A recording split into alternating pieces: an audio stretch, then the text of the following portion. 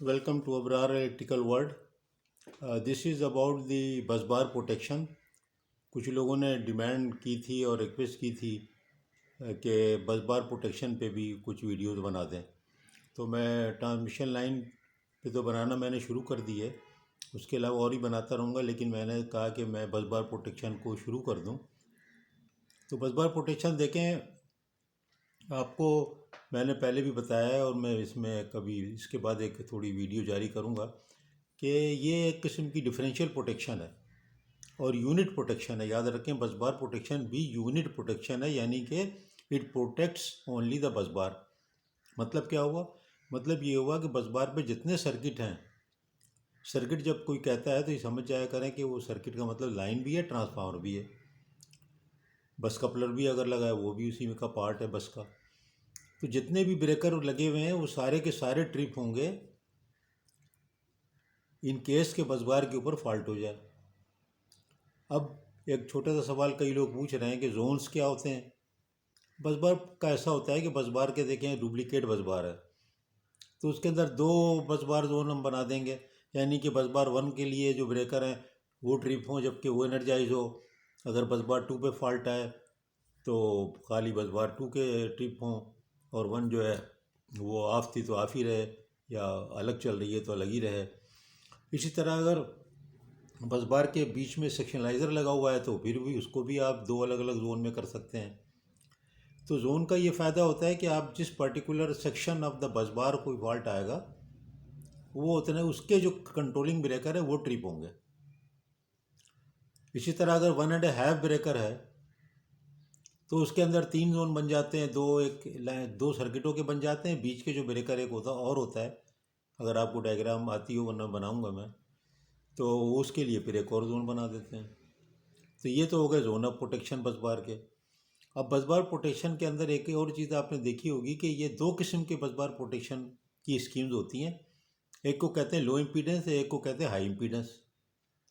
अब इम्पीडेंस इसको याद रखने के लिए मैं आपको बड़ा आसान तरीका बता देता हूँ. देखिए, इम्पीडेंस क्या होता है. इम्पीडेंस ये होता है कि वोल्टेज और करंट का रेशियो V/I, यानी वोल्टेज ज़्यादा तो करंट कम, तो वो जवाब आएगा ज़्यादा इम्पीडेंस का.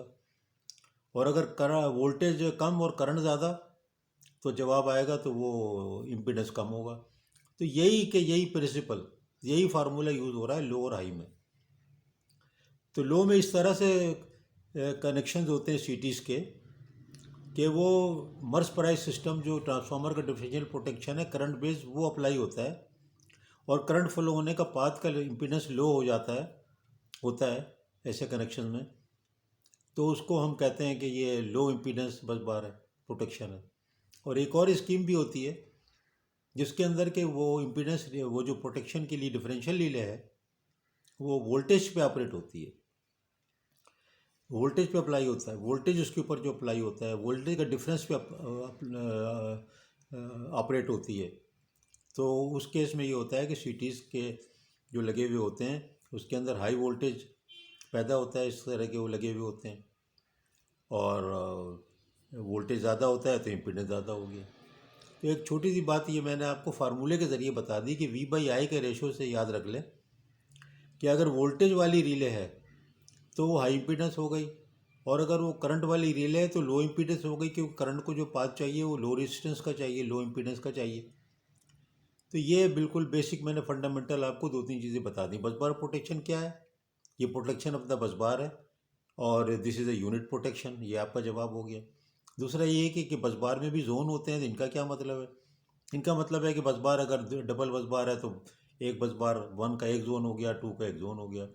अगर एक ही बस बार है, सेक्शनलाइज़र लगा हुआ है, सिंगल बस है, दोनों सेक्शन के अलग अलग आप स्कीम्स बना लें, अलग अलग ट्रिपिंग होगी. इसी तरह अगर आपके 1.5 ब्रेकर है तो उसके अंदर भी 3 बना लें. तो ये बस बार जो है ये उसके आप जोन बना सकते हैं कि जो एरिया इफेक्टेड है उतना उसके ही सारे ब्रेकर ट्रिप हों. याद रखें, बस बार पे जितने ब्रेकर हैं डायरेक्शन का कोई ताल्लुक नहीं है, वो सारे के सारे ट्रिप होने चाहिए, जबकि बस बार प्रोटेक्शन जो है वो अप्लाई करे करंट में करंट डिफरेंस पे करेगी और हाई इम्पीडेंस में वोल्टेज की डिफरेंस पे रिले ऑपरेट करेगी.